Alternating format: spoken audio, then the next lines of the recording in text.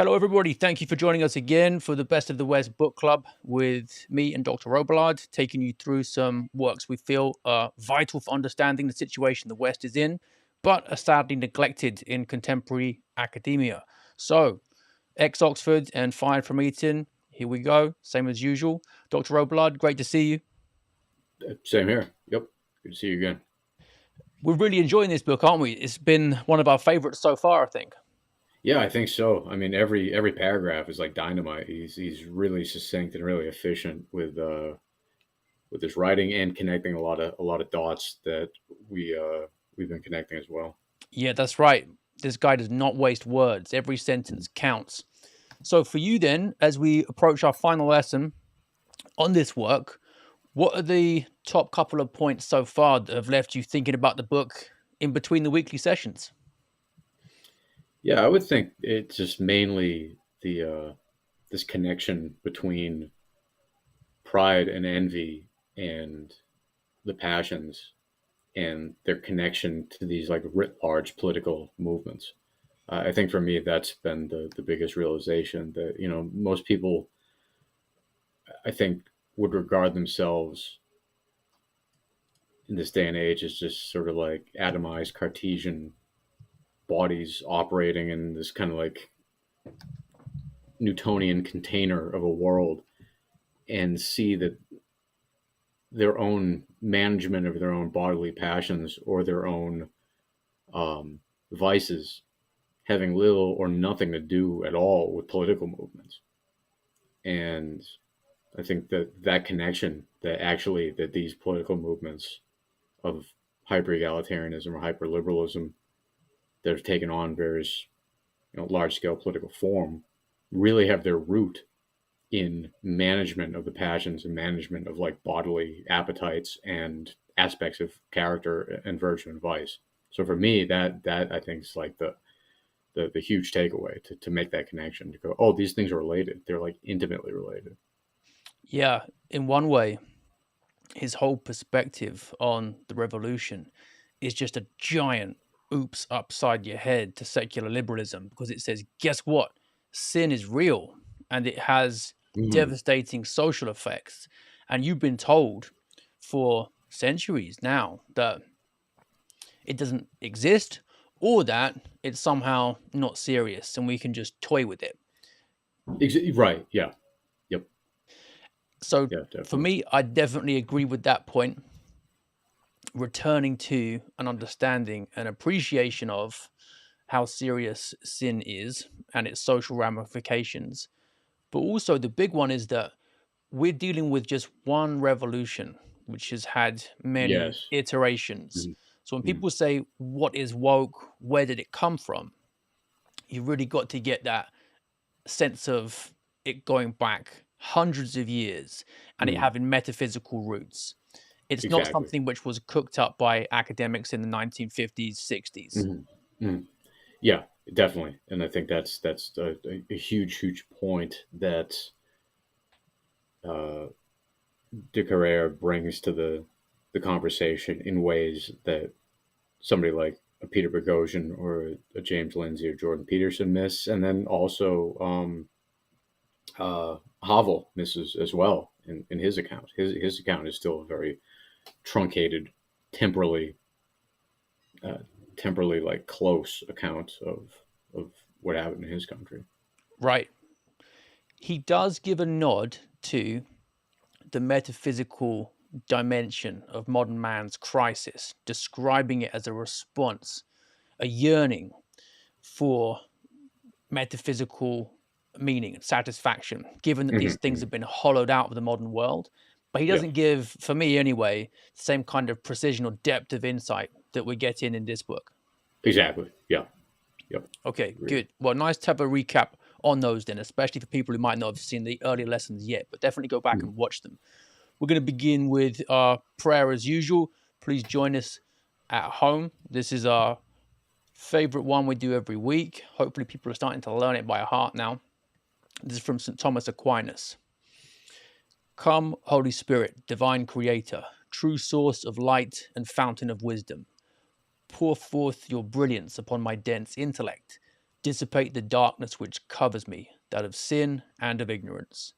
Grant me a penetrating mind to understand, a retentive memory, method and ease in learning, the lucidity to comprehend, and abundant grace in expressing myself. Guide the beginning of my work, direct its progress, and bring it to successful completion. This I ask through Jesus Christ, true God and true man, living and reigning with you and the Father, forever and ever. Amen. It's the reference to the dense intellect that we always draw people's attention to here. Hopefully, you're getting the message now that human beings, because of original sin, are wounded in our will, but also in our intellect. It's not completely broken, but it's darkened. And 4 of the 7 sacraments give light to it. And as Mike has pointed out before, sin makes you stupid. And that's one of the reasons why the revolution has been so successful, actually, because as Jolivera has been explaining, it's about a weaponization, an unleashing of pride and lust. And if you want to look at lust in particular, I'd really recommend E. Michael Jones's book, Libido Dominandi, talking about how the sexual revolution had exactly that aim. And if you flout the rules for long enough, you forget why they ever existed in the first place. Mm-hmm. So I've got my carefully edited version of that interview to get it allowed on my YouTube channel. It cost me a channel strike to get it up there. So go and watch that one. Make sure it's worth my while. I'm on the naughty step for life now after daring to upload that one. Right. Counter-revolution then today. What can people do about this? I thought it was really interesting that Jolivera says that the man who put a stop to immoral or agnostic movies or television programs would be doing more for the counter-revolution than pretty much anybody else. This is a big insight. Yeah. This gets back to the culture or politics downstream from culture claim. You know that if you can have a control over what the cultural creation is, then that's going to have arguably much more of a uplifting or devastating effect upon the culture than maybe any particular like parliamentary law or congressional procedure or policy that is being pushed through. It's really the cultural waters that people are swimming in. And at the time when he was writing, like the television was the main font, or television and film were the main font of cultural production. So I think that there's a lot of insight and a lot of wisdom to that, and it's a lot of wisdom that has always been the case with respect to any effective counterinsurgency effort. You come in, you take over the media, and you psyop the regime into submission. So this is classic asymmetric warfare doctrine as well. For sure. And you can see it working the other way around, actually, with the ways in which social media algorithms being controlled by, largely speaking, the architects of the revolution, or at least people sympathetic to them, do the opposite in that they generally dampen down or put a stop to any counter-revolutionary material getting the same kind of reach and spread that revolutionary material does. So they're showing you it's really important. And Jolivera says that anyone who managed this would actually have done more than if, in the course of the everyday proceedings of a parliamentary regime, he had brought about the fall of a leftist cabinet. What great comparison. Yep. What can we do, though? This starts with families, doesn't it? Yeah. I would say that's always getting back to the original social cell of civilization, and that would have to be that is the target that the revolutionaries have pointed out. So that would necessarily be the place where you'd want to build up first as well. That's it. So fathers then, and fathers to be watching. Hopefully I'm convincing people to get married and start families, and don't be afraid just shivering in a corner. We need to do this. fathers and would-be fathers, they can put a stop to immoral or agnostic movies or TV programs or internet content in their own homes, and you Mm, can help to form a child's character and also resistance to the surrounding degeneracy by doing that. So this is what I do. My kids all have pretty strict controls on screen time, etc. Having said that, I do let my teenage daughters watch Love Island with me occasionally, and I'll point out, look how these girls mm, think is a good way to live. Look what happens to them. Look how the men treat them. Look how these relationships break up and they treat each other like playthings. Look at the heartbreak eventually. So we can point out some of the lessons to be learned from watching things go wrong, but you mm, don't want to let mm. them just watch it uncritically because the messaging is so strong. It all looks very glamorous and appealing, and some of them get rich from it, etc. So Right, it's all right. promoting liberalism heavily, but watching it with someone who can point out the problems, it can be good. So I haven't got a total clampdown. Mm, mm. Yeah, I think that makes sense. I mean, yeah, within the right framing, especially too with the insights that Gramsci had as well. I think he also had a, I think, a correct idea upon leveraging cultural output as a way to destroy culture. Yeah, for sure. So control of the means of cultural production. Although, as I said last time, I'm not convinced that politics is strictly speaking downstream of culture because one of the things that we see is that you get the lawfare beforehand trying to get porn Hmm. legalized, etc. And Hmm. then the changes Hmm. come in, change the culture. So we do get Yep. still a top-down management of the whole thing by elites, which De Oliveira talks about. And he says that Hmm. the masses didn't make the revolution. This was orchestrated by a small group. And mentions the Freemasons, for example. Yes. Yeah, Yeah. Con- condemned by Pope Leo. Did my mic just switch then? Yeah. Um, Yeah. Just went out for a condemned sec, by but you're good Pope now. Leo the 13th. The Freemasonic societies were condemned by Pope Leo the 13th. And he identified one of their main aims as being the forcing apart of church and state. So they wanted to, although Christianity has always had a distinction between the two, the church isn't the state, there's never been a Mm. real separation. So the idea that Christianity separates church and the state, that's a misconception. There's a distinction in that the state is subordinate to the church. And if you go back even to, I think as late as 1947, the Hmm. US Constitution still gives control over the moral content of state education. So we're not allowed anything that's contrary to sound faith and morals.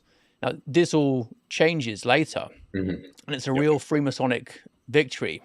And it's been quite a long time in the making because they're trying to sever the two. And Tim Gordon's written really well on this, talking about how originally the US Constitution was an integralist document, so state Hmm. subordinate to church. And we're thinking of the function of civil society being directing man to his last end, his only end, which is the beatific vision. And that was the understanding of what is the function of civil society. Basically, help people get to heaven. And we divorce those aims, and then the church loses its influence, loses its power. And that's the Freemasonic aim of driving a wedge between the two. And that's what Leo was warning about. Hmm. And that's what De Oliveira is complaining about here too, when society is no longer sacral. Yeah. Yeah. Totally agree. The hopefully this isn't too far of a tangent, but the guy Rod Serling, who used to be the narrator for the Twilight Zone, he I know also that, yeah. did narration for Lassie, right? If you remember Lassie, Yeah, the yeah, collie that would Jimmy fell down the well or whatever. yeah. There you can find an old clip of Rod Serling giving a emotional apology because he dared they had one Lassie episode where Lassie had puppies, and this is like early 1950s America with a lot of FCC laws with respect to content on the air. He apologized to the American public for the for what you referred to as like we didn't realize that this was smut, but we sincerely apologize because what that just Lassie having puppies on air was planting the seeds, and kids watching at home are now turning to their parents saying, well, wait, what's going on here? And now parents have to have the birds and the bees talk, and this ripples across all of America. And now Rod Serling and the producers of Lassie are apologizing for that was considered smut in the early 1950s. So think about that. Lassie having puppies in the 1950s was edgy, and now we're at I don't know, whatever that like satanic Grammy like thing that they had like a couple weeks ago, and it's just as a comparison class for just how corrupt our cultural output and entertainment has become. It's really stark. It's almost like a Twilight Zone episode itself. Yeah, that's what a difference. And Yeah. that isn't even all that long ago, is it? Things happen very quickly. Right. Yeah. Now, I just wanted to get this outline of Freemasonry in 6 points. And as soon as you say the word Freemasonry, people think it's all conspiratorial, etc. Put on the tinfoil hat. Yeah, but it's really not. Yep. You got documents discovered at the major lodges, and they're very open about their goals and saying what they want to achieve. So it's not difficult to find out what the Freemasons' aims were. And we've got 6 of them here. So 1, undermine Christianity. That's it in the religious sphere. And then ethically, destroy family life, abolish inheritance, even heritable names, and generally corrupt morality. Aesthetically, bring in a cult of the ugly and the aberrant in art, literature, music, drama. Sociologically, abolition of aristocracy, thinking about the French Revolution in particular, and the creation of a plutocracy, so rule by the wealthy. And then we want to produce class war by creating revolt in the proletarian minds. In terms of industry and finance, destroy ideals of craftsmanship and pride in handicraft. Standardization of cheap and shoddy, going for centralization and a cartel and trust, leading to abolition of private ownership and to state monopoly. And then politically, kill patriotism and pride of race in the name of progress. And internationalism, I suppose we now call that globalism, as an ideal of human brotherhood to undermine national unity, weaken governments, and thereby prepare the way for a super government to rule the entire world. And the Masons openly, explicitly acknowledge the French Revolution as their work. So, is that list from De Carrera, or is that elsewhere? That's elsewhere. I've got an article summarizing this book by Vicomte Léon de Ponsens in The Secret Powers Behind the Revolution, 1929. You'd never get anything published like that now.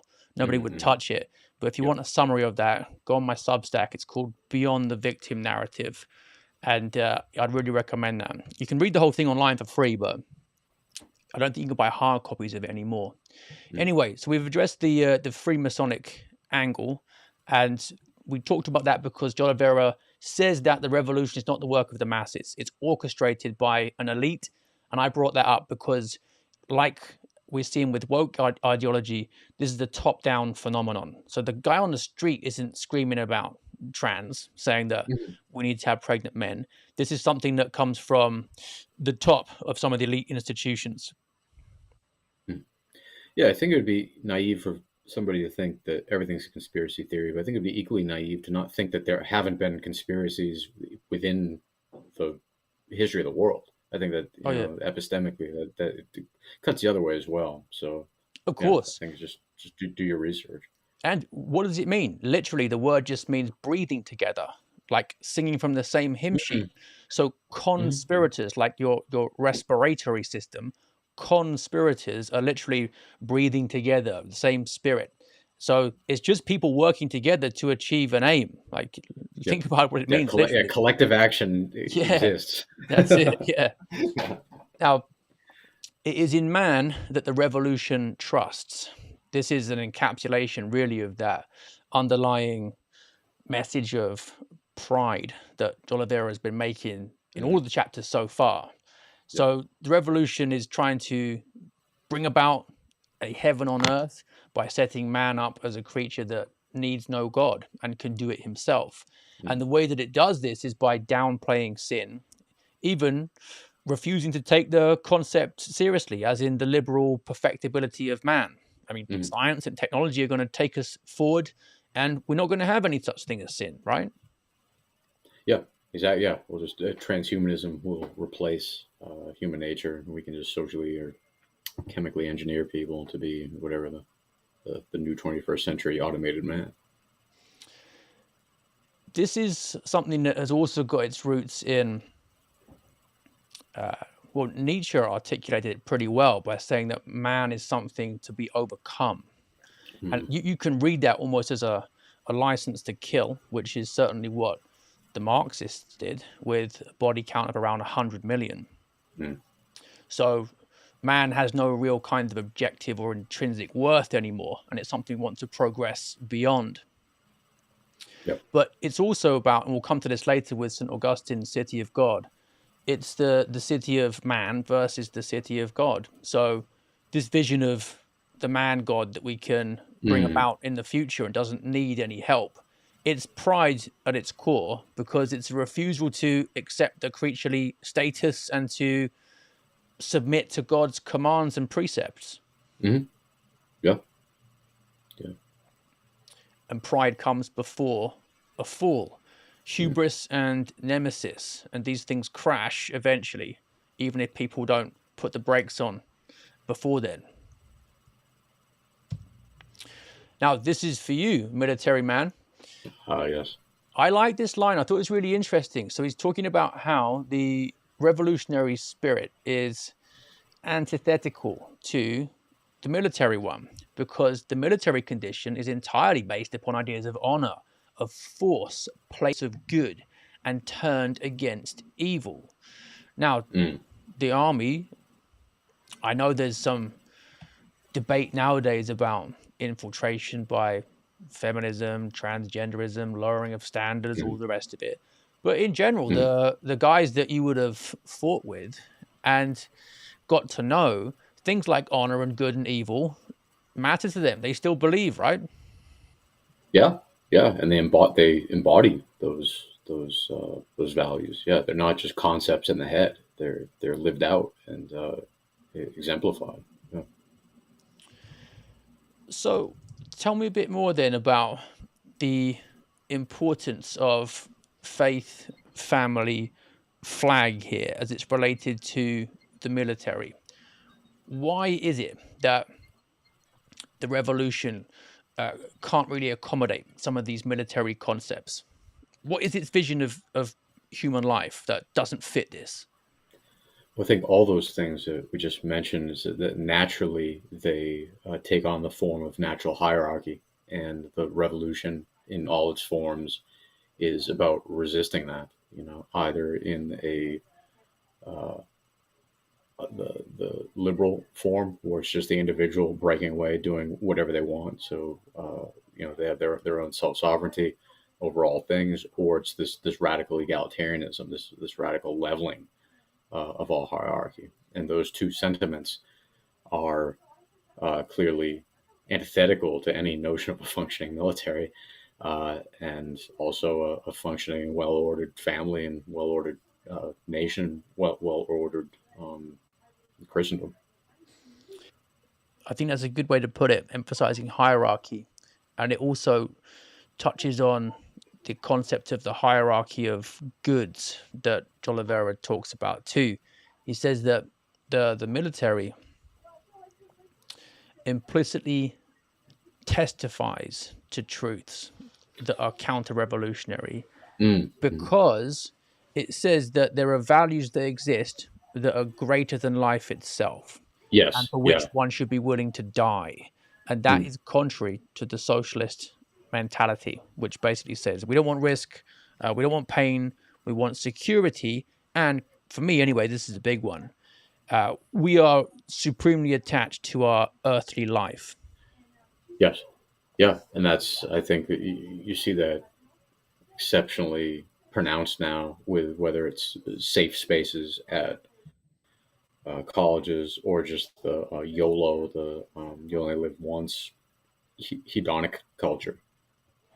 These things are completely antithetical to military values, and that's why those communities often hate the military or police or any folks that, like you said, like they hold a mirror up to what those folks' values are, and they stand or they exemplify commitment to something beyond themselves, to something transcendent that is not about their pleasure for the temporal world.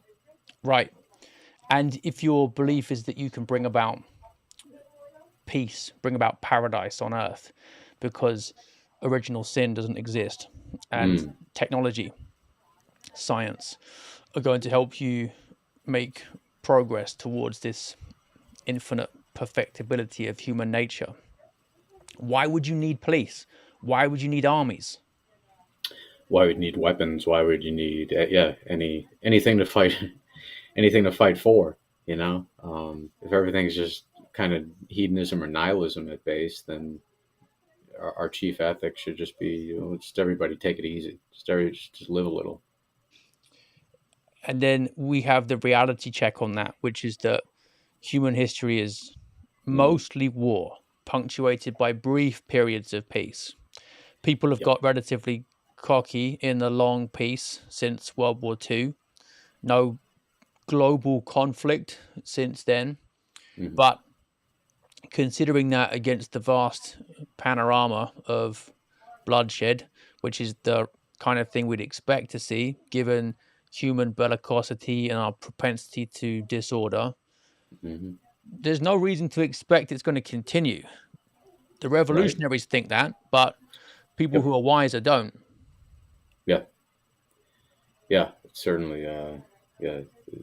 The, these folks seem to be, yeah, totally detached from history and human nature outside of a completely, like, pampered, uh, really soft existence. Right, that's it. So get to the gym, train a bit, try and get some basic instructions in weapon handling, etc. If you're in the US, Hmm. and you never know, it could come in handy one day because history suggests that things often get violent, and especially the most bloodless political philosophies end up producing very bloody results, Mm. ironically. Yep. Right, military then and the revolutionary sentiment don't go well together. What is it that we're trying to bring about with the counter revolution? He says that we want a full restoration of Christian civilization, austere and hierarchical, anti liberal. Now, the point here is that actually he says that there's not lots of ways of doing this. There's only really one genuine social order, which is Christianity. Apart from that, you've just got various degrees of chaos. The revolution isn't going to impose an alternative form of order. It can only bring in disorder because that's Mm. what its aim is, subvert Christian order. And the phrase here is hierarchical. You've mentioned it earlier.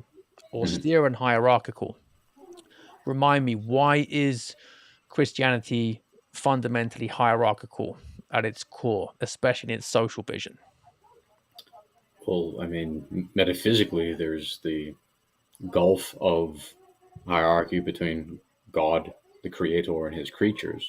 And then within the divine order, we have a hierarchy of angels to humans to animals to plants to minerals, etc. So within the entirety of the metaphysical order, there is hierarchy. And then that recapitulates itself in the social order, from God to Jesus to man to wife to child, and within various family roles and organizations, from your clergy to your noblemen to your guilds to your farmers, etc. And yeah, you just see that demonstrate itself in functioning societies. And when you see this radical leveling, that's where things get, you end up with pregnant men. And the first revolutionary was Lucifer, Mm-hmm. not Lucifer was accepting the his first place in the Whig. hierarchy. Yeah, what was Yeah. that? Sorry. So Lucifer was the first Whig. Yeah, that's it. Yeah, precisely. And inspired the first feminism as well as a Mm. subversion of hierarchy in the garden with Adam and Eve. Okay, so the idea that Christianity is the problem and the concept of equality comes from Christianity is fundamentally misguided. There's a grain of truth in it, in Mm-hmm. that the liberal obsession with equality, like liberalism itself, is a kind of Christian heresy, in that Mm-hmm. equality is there in Christianity because we're all equally made in the image of God. But when you strip that concept of its Christian context and you try to apply it to all elements of social life, you get leveling as the substitute for order. Because although we're all equally made in the image of God, we're unequal in virtue, talents, all kinds of gifts. So there's still hierarchy despite that basic metaphysical equality. Mm-hmm. It's funny, we're not even like debating with other Christians though. Like these folks are usually like card carrying, like, explicit atheists, but then somehow the thick value of equality just bubbles back up into their ontology and their normative system. Like, why? Why How? equality? How and why that value of all things? And why not anything else? So yeah, it's fundamentally ungrounded and anyhow. Yeah. And you get that on the right too, where you'll get people talking about, like Bronze Age pervert, for example, um, a true hierarchy of races. And this is the Nietzschean concept of the Ubermensch, the overman, the Mm-hmm. higher man. Okay, great, but what's your objective standard for higher? Right. Yeah. Yeah. Where's the normative pull or push towards that? Yeah. Yeah. So even if you're going to say human beings aren't equal and there's a superior race or a higher man, on an atheistic worldview, Mm-hmm. you've Mm-hmm. got no objective ground for that value either. Mm-hmm. Yep. Yep. We covered the fact that it was not the masses who made the revolution when we said that Jolavera was pointing to a revolutionary elite, and this is how things are spearheaded. He does say that counter-revolutionaries should try where possible to win over the masses, but he acknowledges that it's also a good idea to try to form counter-revolutionary elites as well. That was the way this thing was implemented, and Mm-hmm. Christianity itself began among the elites in its origins. So we're just acknowledging the mechanics of how revolution and counter-revolution work. Mm-hmm. So ideally, we would get groups of people who are retaking control of some of the organs of cultural production, to use Gramsci's term. Whether or Mm-hmm. not they'd even get through the hiring process, doubtful. If not, have to set up alternatives and then do the work that way instead. Mm. Something just came to mind here Yeah. that might be. Couldn't somebody push De Carrera on this point and say, "Look, aren't you saying you're saying one, avoid pride, but then two, you're saying go go elites. Yay, elites are good. Isn't pride and elitism, aren't those things synonymous? How can those two things hang together? Any thoughts on that? Yeah. So, what are the beliefs of the elites? Are they thinking that it's personal excellence and they're going to somehow remake everyone in their image? Or are these elites who submit to God's commandments and in humility pray to him and want to serve him and are looking for a return to the social kingship of Christ?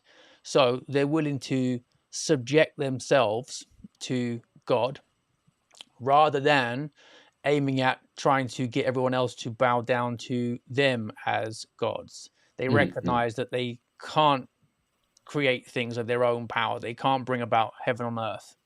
So for me, it's elitism itself isn't bad. This is just a recognition at root of the fact that that hierarchy gets things done. Just like Mm-hmm. there's a hierarchy within the family, for example. The Mm-hmm. father's supposed to lead. We can't have any society without authority. So we're not making the claim that elites are bad. Elitism is a Mm-hmm. good thing. Just like in sport, for example, for the Premier League, for football, or for you guys call it soccer in America, you want elitism. This is fine. Right. Most people understand that. It's good Mm. to have rankings. When I'm getting a brain surgery, I don't want amateur hour brain surgeon. I want an elite brain surgeon. Exactly, that's it. No. And this is fine. It's the way things should be. But what we don't want is for an elite class to try to remove God from the picture, Mm-hmm. because Mm-hmm. then the whole legitimacy of the hierarchy falls apart. Right. Yeah, I think that's the other issue here too. Is that it's not just hierarchy, but there's also corresponding legitimacy and authority that is infused in the Christian hierarchy as well. That's it. So, what does the counter revolutionary look like ideally? Well, he outlines a few things. I couldn't fit them all on the slide, but let's just go through them. So, the counter revolutionary, in actuality, is one who knows the revolution, order, and the counter revolution in their respective spirits, doctrines, and methods. Mm. Let's talk about this one a bit first. So it's really important to understand the way in which you're being attacked so that you can defend yourself. And it's also important to understand what you're trying to bring about to fix the situation Mm-hmm. so that you can take the appropriate steps. So you need to understand the revolution as the attempt to undermine Christianity, especially the social kingship of Christ or integralism. You need to understand the philosophical anthropology of human beings as well to know what order consists in. And you need to understand what bringing back a return to authentic Catholic civilization in society would actually look like. Now, methods, we've mentioned the family as being especially important as the Mm-hmm. fundamental social cell. So I'd say that step number one is people understanding how to run their families properly and control the content of the education and also catechism as well. But beyond that, we want to have men in particular taking up their roles within parishes and within local communities too. Mm-hmm. Yeah, yeah, I think that's huge. I think if there was like a fourth F, faith, family, flag, I think fraternity would be the fourth F. And I think that Mm, like you look at this with military culture, there's always this reference to like a band of brothers, and I think that and most men that will really resonate with them, whether they're explicitly um, Christian or not. There's something, the truth of that, the aesthetic, the value and virtue of that, I think will ring true.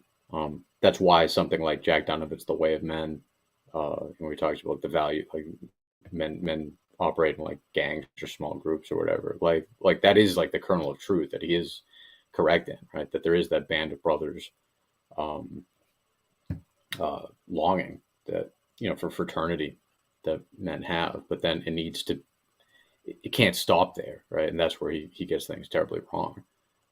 But I do think, trying to be a leader of men within a fraternal organization, within a Christian, within your parish, in your Christian community. I think that could pay a lot of dividends with respect to turning the culture around. Yeah, right. You need to understand that patriarchy's been attacked, and that's because it's important. So restoring it is a really effective counterattack. So you know from the fact that marriage has been undermined that marriage matters. You know from the fact that male authority within the home has been undermined that that matters. They're telling you what's important if you pay attention. Mm-hmm. Yeah, Yeah. yeah. Same What are Wilhelm they Reich's attacking? work. Yeah, Yeah. Go, you go. yeah. What are they attacking? Just look at that, and then like just reverse engineer what the opposite would be to restore it. Yeah, exactly. Right. Hint, hint, hint. Catholic Church, target I number know. Yeah, one. yeah, Yeah, I'm glad that you mentioned Donovan's Way of Men because that's my favorite bad book on yeah. masculinity because Yeah. it's got so many grains of truth in, but doesn't get it quite right. But I Hmm. like it because it introduces some people to some of the concepts that they need to study more. I've Hmm. got a separate video on that people can check out. I released that one last week. But that's the book worth looking at for sure. I used to read it with the students at Eton actually in some of our book study groups there, and they always Hmm. really enjoyed it. Um, Yep. but in a nutshell, the response is that if we look at perhaps the fraternal male groups that did the most for Christendom, the Crusaders, Yep. these guys were the fathers of the great families. Yeah, they were together as a gang of men, but these were all the patriarchs of the leading families of the day who bankrupted themselves to go. Like, you know how much a whole suit of chainmail and a battle horse and a sword costs? You're talking the income of a whole village Town. for a Yeah. year doubled. Yeah. Yep. Yeah. And what do they go for? Because they're trying to serve the Lord, and many of them died before they even got there, starvation, disease, etc. So, yeah, it's a band of men, but it's fathers doing their duty for not just their families, but for the extended family of the nation too. Yeah. Yeah. Oh, before we get to this one, actually, I just wanted to read the two more things that the counter-revolutionary shows. So, yeah, he knows the spirit doctrines methods of the revolution or the counter-revolution. He also loves the counter-revolution and Christian order Mm. and hates the revolution and anti-order. Not Mm. hard to do because, strictly speaking, anti-order is satanic. Mm. Yeah. He makes of this love and this hatred the axis around which revolve all his ideals, preferences, and activities. Mm-hmm. Ideals, preferences, and activities. So, how do you spend your time? What kind of books do you read? What kind of friendships do you cultivate? What are you studying? What are you doing for a living? All these things matter. Mm-hmm. Yep. Yeah. It's a entire way of life that he's describing. It's also called integrity. Yeah. Yes. And Mike, he says, don't go to college. He says, of course, Yeah. this attitude of soul does not require higher education. Mm. Yeah. Yeah. There's one point too where he says there's something really impactful about the college student standing up against all this nonsense. Yeah. Yeah, that's it. We selected that as one of our quotes, didn't we? That one's coming up, I remember. Mm-hmm. So the action must be carried out first of all at the individual level. Now, this does remind us of Hubble. Yes. Yeah. It has to. Yeah. Everybody is waiting for the other person to be the first mover, and as a result, nobody moves. And it's a collective action problem where if just one person moved, then the second one would move, and then you would be able to bootstrap a small group and then a large group out of that. It's like the individual needs to be the first one to take the sign down that says, workers of the world unite. There needs to be a movement in the heart of the individual to not go along with the program anymore. Yeah. The bit you mentioned there about the student goes like this: nothing is more effective than the frank and proud counter-revolutionary stand Mm, taken by a young college student, an officer, a teacher, a priest especially, an aristocrat, or a blue-collar worker who is influential within his circle.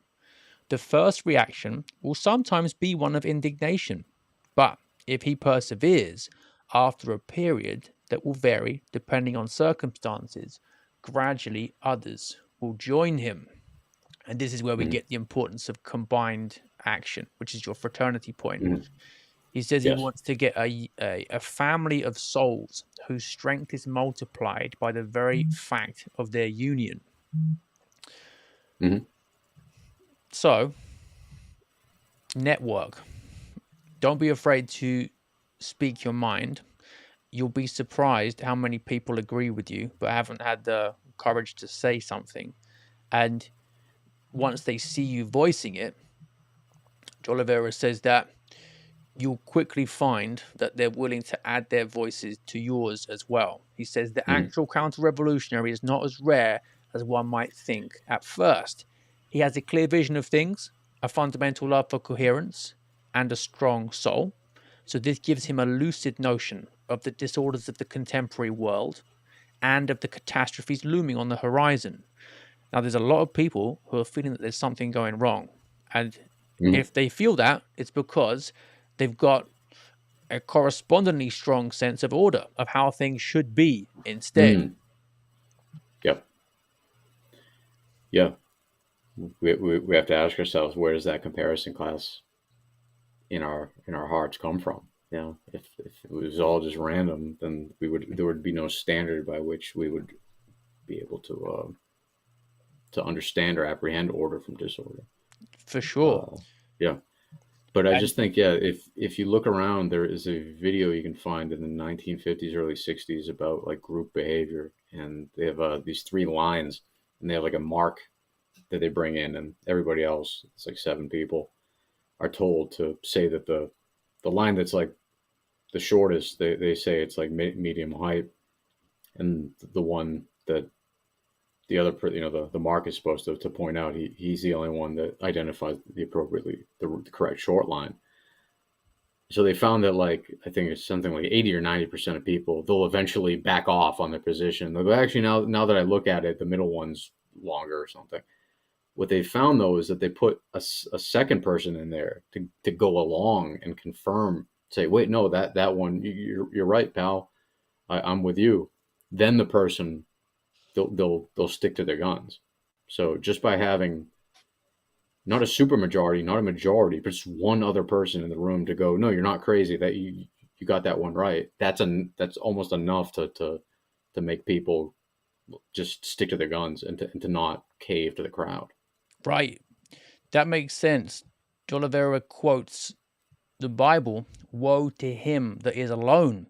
And he says that as Mm, a counter revolutionary, your number one priority really should be seek out and detect other counter revolutionaries and get mm, acquainted with mm, them, and then make sure you support them in the public profession of their convictions. So that's like I did with you when I got sacked and had a look around and saw this mm-hmm. guy who'd written an article saying why he'd left academia and thought I like the sound of him, emailed you, and here we are. Yeah, I know. Yeah. Yep. Yeah. And, yeah. And then I connected with Tim, and then we found Elliot, and we got the CMAS show, and yeah, yeah. So That's it. that's yep. That's how it works. Now, one of the unpleasant jobs we've got is reveal amid the chaos that envelopes us the Mm, whole face of the revolution in its immense hideousness. This is one of the ways you can actually help people to see what's going on if they haven't quite figured out what the logical direction of travel is. So tell them, look at the premises, look how the queer theorists, for example, have actually set out how things proceed from these. Why are you surprised that we have pregnant men, according to them? It's logical, given what mm, they say about sex, gender, etc. Why are you surprised that we're getting calls for minor attracted persons to be legitimately recognized if love is love and if consent is given? What's the problem with that, according to them? What does the plus sign stand for? If not anything, like that's a LGBTQIAP plus. It's whatever your imagination can handle. There's a corresponding right and corresponding duty to observe that right somewhere within that implication of that plus. Yeah. And you go back a few decades, you can look at Herbert Marcuse saying that Mm-hmm. the revolution aims at polymorphous perversity. You can get feminists like Andrea Dworkin saying that the differences between children and adults are just social constructs. Like, in her view, man versus woman is also a social construct. So the divisions socially enforced between adults and children can break down. These people are wrong, but they're consistent. They're consistently wanting to actively destroy all categories. It seems like at some fundamental level. I know Marcuse also has a line where he says, "I want to use philosophy to destroy the common sense world." It's like, yeah, well done, good job, buddy. He's helped to do that. But like there really needs to be a deep wickedness in somebody's heart to go about that project and to whatever's animating them isn't. You would think they would just go about their lives and not worry. And the fact that they spent their entirety of their lives focusing on trying to destroy all natural categories really, I think, betrays a deep wickedness. That's interesting. I think it's in Chesterton's biography of Aquinas when he basically describes scholasticism as the refinement of common sense, the development, because Aquinas says that there's nothing in the intellect that wasn't first in the senses. The whole thing is just a refinement of common sense. So Marcuse is basically doing the opposite. Yeah, yeah. Like you, many people have, as Jolivera described, with that crystallization of the semi-counter-revolutionary into the full counter-revolutionary, hit that point because of the recognition of the immense hideousness. The immense hideousness and the direction of travel. And I think that's where so many folks are still not seeing. And there's this tepid appeal to centrism that keeps getting rolled out where, okay, I'm not an extremist, I'm a centrist. It's just like that.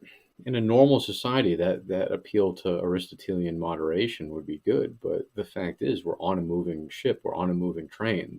The Overton window keeps moving leftward, hence the center keeps moving leftward. So saying, hey, I'm just a centrist just means that you're a de facto leftist. You're just not okay with the speed of things. So common, isn't it? That tendency.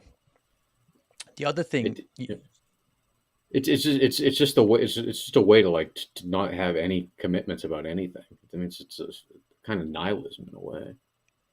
Yeah, and Jolivera says that we have to watch out for people who want to eliminate the polemical aspects of counter-revolutionary action. So one of my favorite counter-revolutionary thinkers is the comedian Jim Bob. I think he's either Russian Orthodox or going to become that. He talks a lot about it. But he's very harshly polemical in the way he reduces to absurdity the positions of the revolution.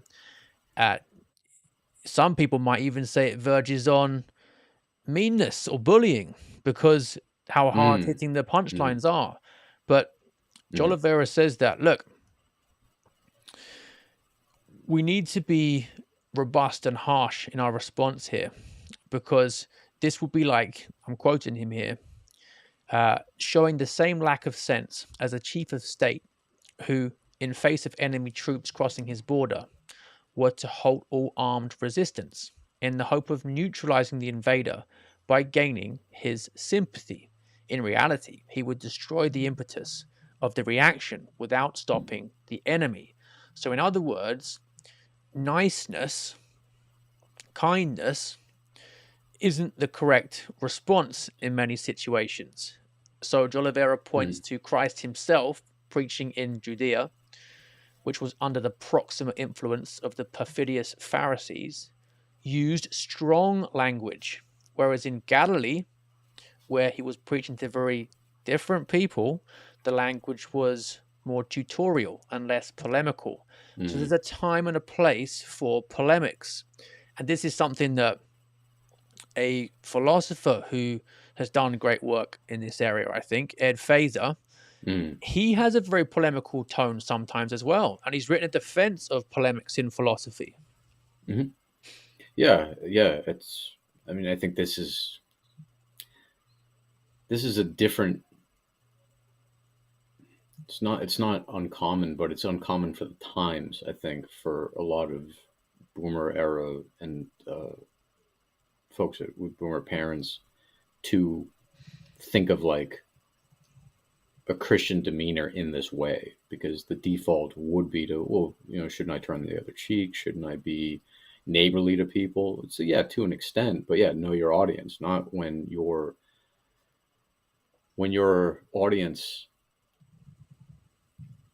is using the guise of a reciprocal charitable debate to get a foot in the door, and then turning that into an opportunity to just rhetorically bludgeon you, or use a whole set of flouting of etiquettal norms in order to put somebody on the back foot.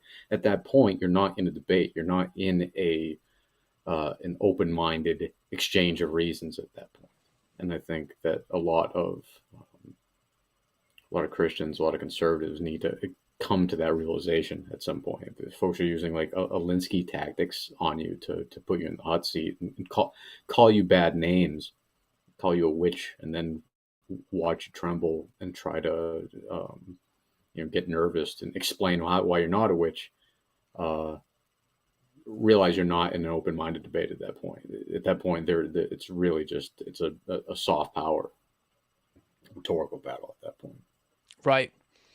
Elizabeth Anscombe's observation that you can't reason with unreasonable people. But there are other weapons you can deploy. One is just shaming the attempt to debate with silence. Or another one, some of the sharper, blunter tools, depending on which is appropriate in the situation, like satire, mockery, etc.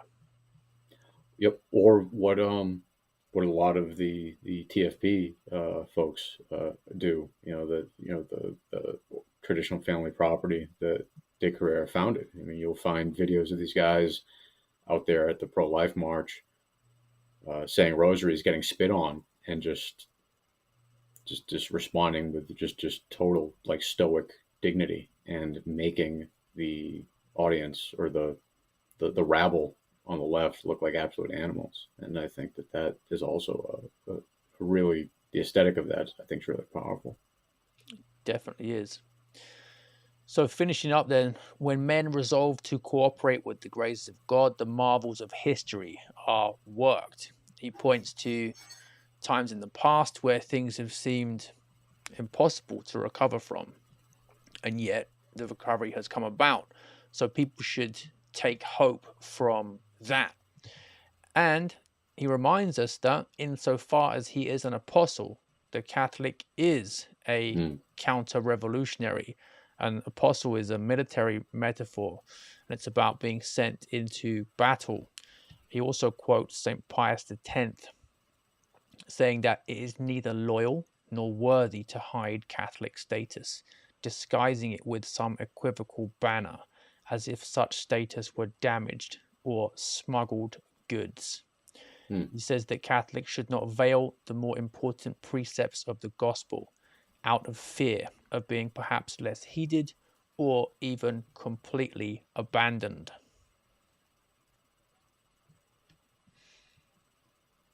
pretty big demand. Yeah, that's it.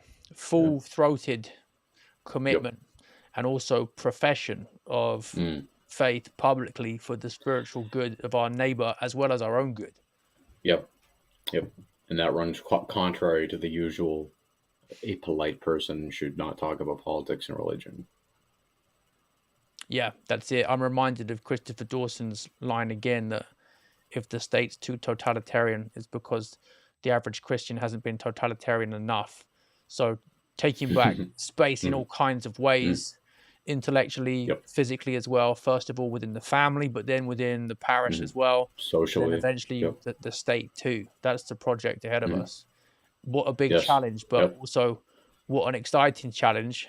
Alexander the Great's big fear growing up was that his dad would conquer the world and leave him nothing to do, just peace and luxury. And that was his biggest fear. He wanted a harsh life to test himself against. And if you're a guy who's even vaguely resonating with that message, as most men should, you couldn't possibly have been born at a better time than now. Yeah. It's pretty clear where the lines are now. It's not like the '90s. It's pretty clear sort of what the teams are. So yeah, go ahead and pick your side, and then respond accordingly. That's it. Exactly. Good point to finish on, Mike. So we're looking at, what's the next books? Either Shakespeare's Coriolanus or all right, I think so. And we got Augustine, City of God, book 11 and 12, I think, from that one. That'll be a good one. And then we're currently thinking about our next set of books to put together. But thanks to everyone for joining us so far. And get reading some of Shakespeare's Coriolanus. There's quite a good film version with Ray Fiennes and Gerard Butler, one of the more modern ones. But yeah, just read the play as well. And we'll be going through that over the next month. Great. Thanks, Mike. I'll see you on Friday for CMASC. Thank you. Sounds good. Take care. All right. Later, everyone.